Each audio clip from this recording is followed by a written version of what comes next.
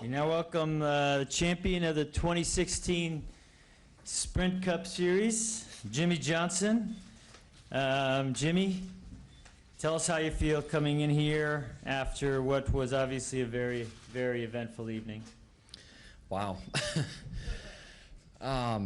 Just overwhelmed. I mean, I had this crazy, weird calmness through the last couple of weeks, and then even through the race, amongst all the chaos we dealt with, and the fact that we ran behind those guys all night long, fifth, sixth, wherever we ran.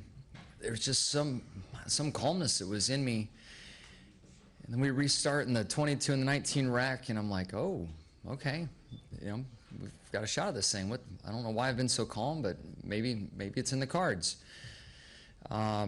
The next restart works out well. We get the second, and I'm like, you got to be kidding me. There's really a shot at this thing. So then I get the restart of my life at the end. I hit clear off of turn 2, and it just all, I got the goosebumps going down the backstretch. I'm like, you've got to be kidding me. I look in the mirror, and the 22 is fading. And I don't know where that calmness came from. I mean, I want to say that the dedication of the #7 to little Ricky, there's something in all of that. But there was just something really interesting and different about my calmness and the relaxed nature that I had in the car. And I didn't know what the outcome would be, but I was very content and peaceful with whatever was coming my way. And then it ended up being the greatest thing in the world. So it's just wild. So yeah, I don't know if I answered your question. I went off on a tangent, but there you go. All good, Jimmie. We'll start over here with Mike. We'll go over to James and then to Zach. Dan and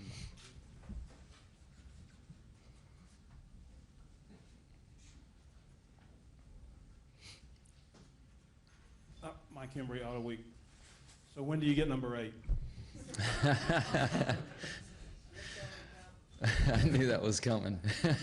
No, on the restart, you've seen Joey make great restarts all year, and you saw what he did with Carl.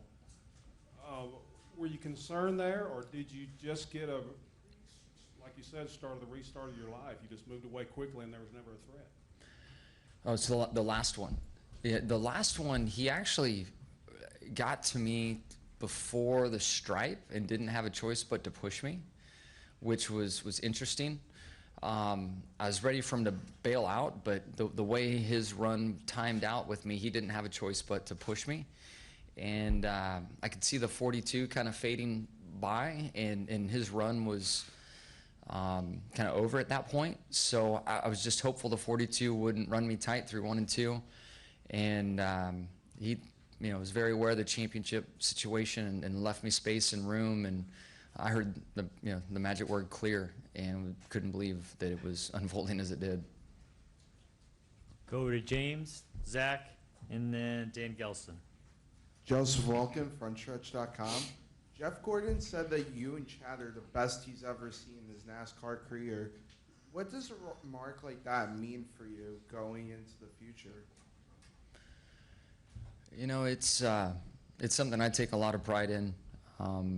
Loyalty and loyalty is a huge thing with me. And to have, we've had our bumps in the road, but he's a brother, and I'm so proud of him and so thankful that whatever drew us to one another and created this opportunity for us to start the 48 team and work together happened.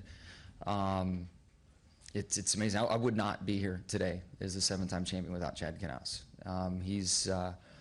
He deserves so much praise and so much credit for my success, for this team's success, for the success of Hendrick Motorsports and where it is and what's going on with it right now. So over the last 15 years, God, it's crazy to say that. I guess I'm getting old.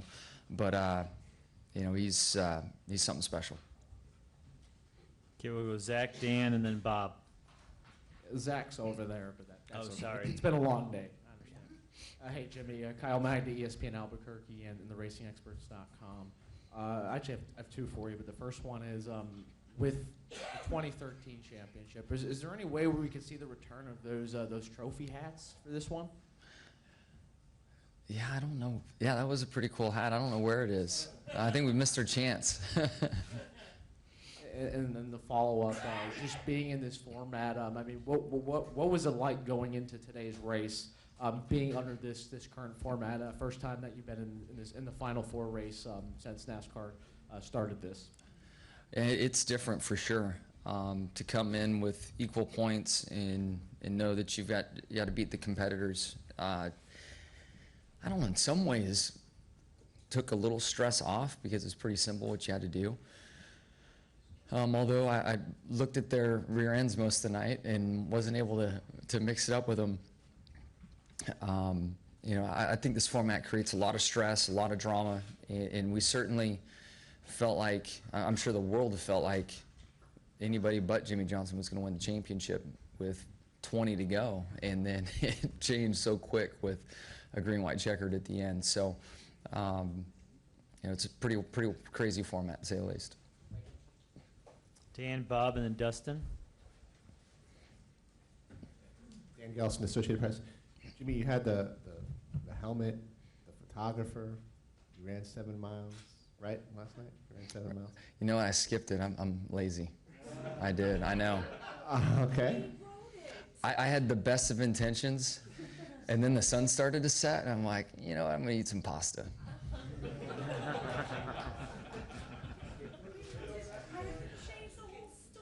Sorry. I'll buy you all beers. Where's the beer? Let's bring the beer in. Sorry. The fitness challenge is I'm a failure. Sorry. I got 7 trophies now. I mean, shit. No, I had the best of intentions, and then I got really lazy. I'm like, and Chad's wearing me out. You know, don't wear yourself out. Hydrate, eat. Like he tells me every, you know, stop on the radio to hydrate. So I didn't. It was tough. Gives hope to the rest of us. Well, Felt so lazy. I also didn't run 7 miles last night either. We got that going for us. You had the commemorative helmet. You had the photographer. I mean, did you feel it? Did you know that this was the year, way back when the chase started, or is that just No. I mean, do all that the stuff summer. because you felt The more summer, confident? no chance. Chase started to build some hope. The helmet was out of respect to Dale and Richard. And then some calm, peaceful confidence showed up after Martinsville. And that calm, peaceful confidence has stuck with me through, you know, an okay race in Texas, a race we should have won in Phoenix, and then 395 miles here, and then uncorked itself. I don't know. Just a wild scenario. Okay, we'll go to Bob, Dustin, Sorry, and then Jenna. Greg. Backspace.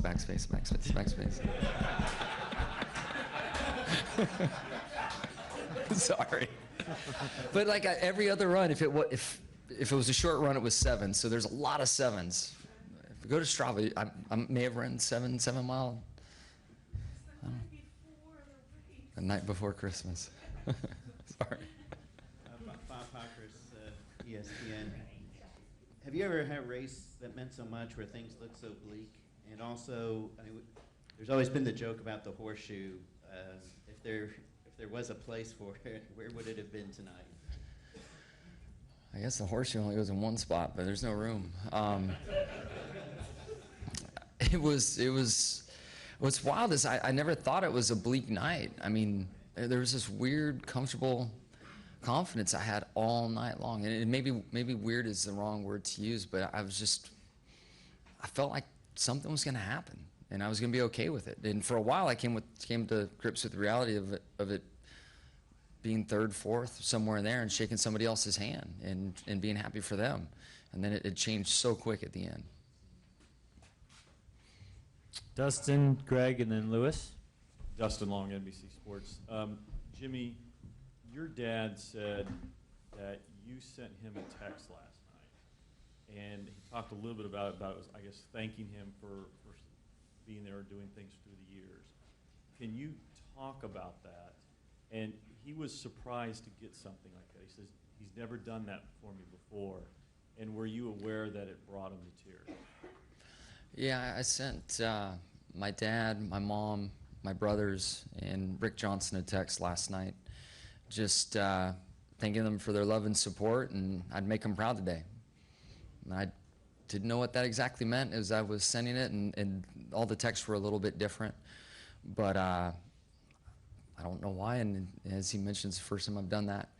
It was funny, was getting a response back from him because I think he still has a flip phone, so no telling how hard it was for him to punch back what he did. But yeah, I took the time to do that last night. I just wanted them to, those 5 to know. You know, I was thankful for the love and support that they've given me over the years. What did you tell your dad in your text? What was his response then? He's always had this yell, this yow, and that was, I think somebody else typed it for him because it actually said that, and there's no chance he did it. But as a kid, going off a jump on a dirt bike, I could always tell where he was on the racetrack because I could hear him scream that, and that's what he texted back. Yep. Greg, Lewis, and then Holly. GregEngleCupScene.com. Congratulations, it's awesome Thank you. to see. And you know, winning races and winning championships is not easy. Everybody knows that. But some years you seem to have been on a roll, and you were the man, and you were the one to beat, and you were the favorite, and you know, the fans, there was like a polarizing kind of effect. Today when you were introduced, there was more cheering than anything, and of course, it was kind of because it seems like you were really fighting for this one. You weren't on top all the time. You weren't always the favorite. You weren't always out there, much like this race tonight.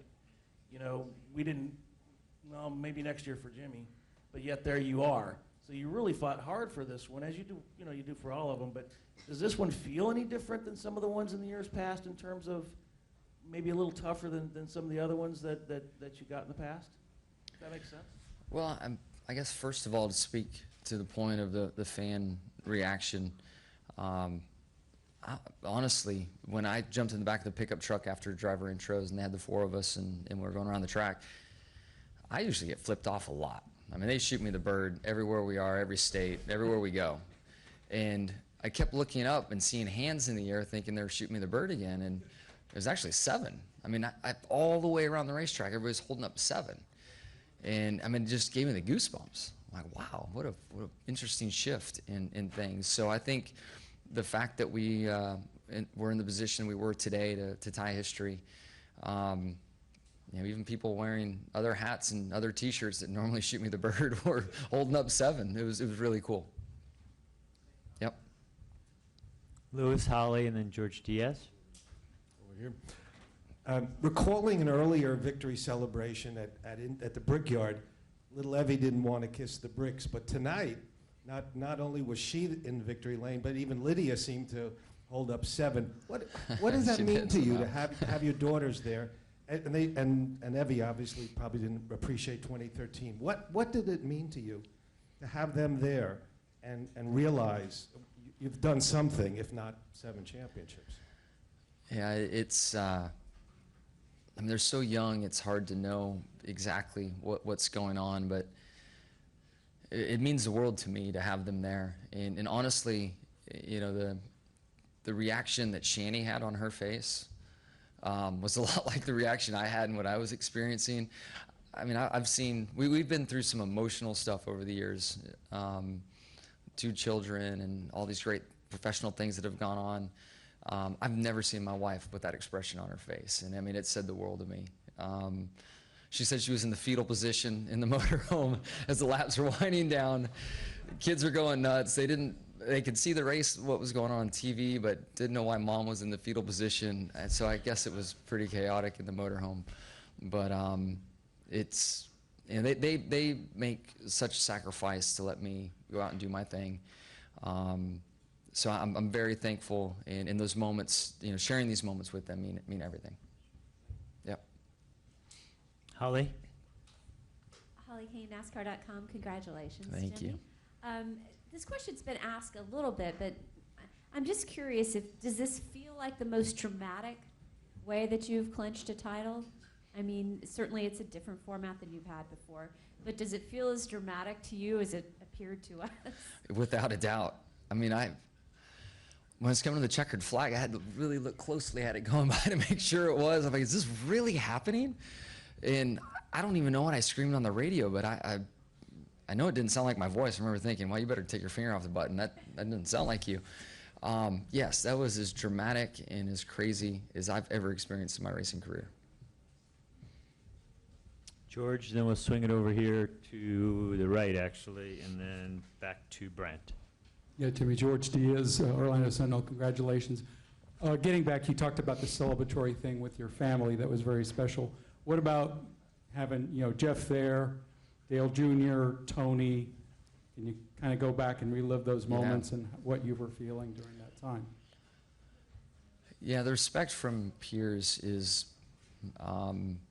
truly one of the things that has always motivated me and has always hit me the deepest through my racing career, even back when you're a young kid at a local track and one of the local stars at the track, like, hey, good job, saw what you did. I mean, I can remember feelings then, and it's the same feeling today.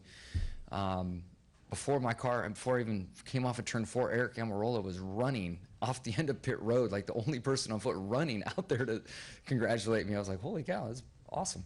But all my teammates, Jeff, Junior, Richard Childress, that the nod from your peers, I mean, that really hits deep, and it means the world.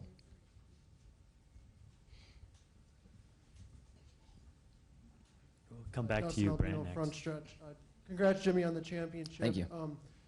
Back in January, you told me that you weren't in favor of the title format, the points, because of your early exit the past 2 years.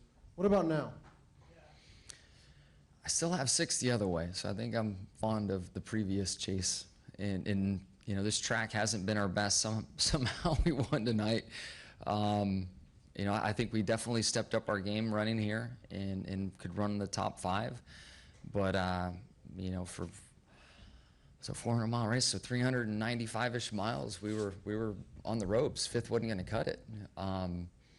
So I think the old format still does benefit me. I think on paper, this format is good for me to make the championship 4.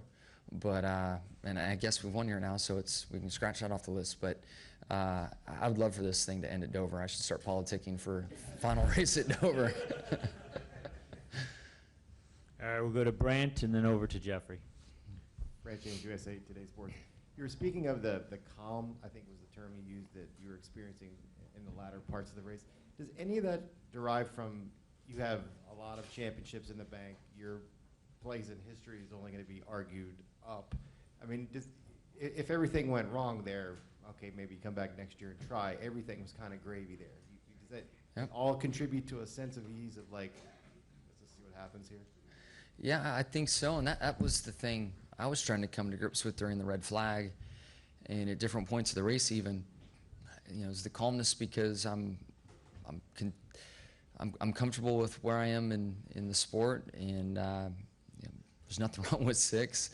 Or am I comfortable because there's something else that's going to happen? I really couldn't sort that all out, and honestly, as those final 3 restarts unfolded, it started coming together in my head, and I'm like, you've got to be kidding me. This is where it's going. Like, I didn't see that. I thought that I was going to go shake someone else's hand, and I was content with that. And then it kept changing, and I'm like, no way. This is really going down.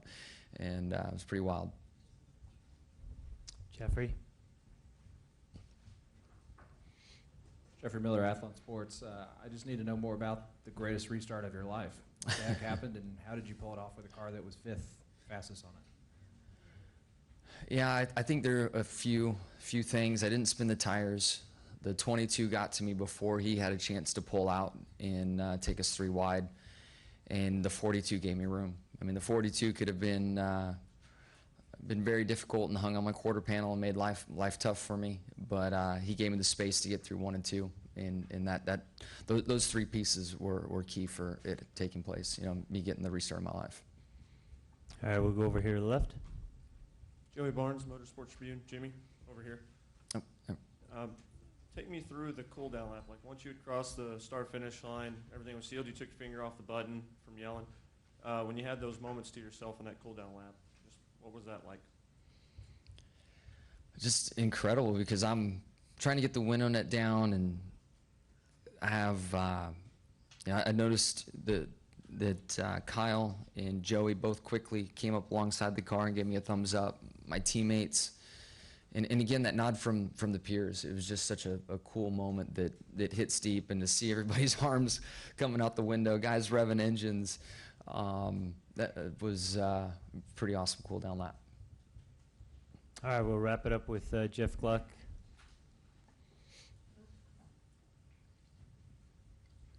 Embry joked about it when you first came in, but I would like to ask about number 8.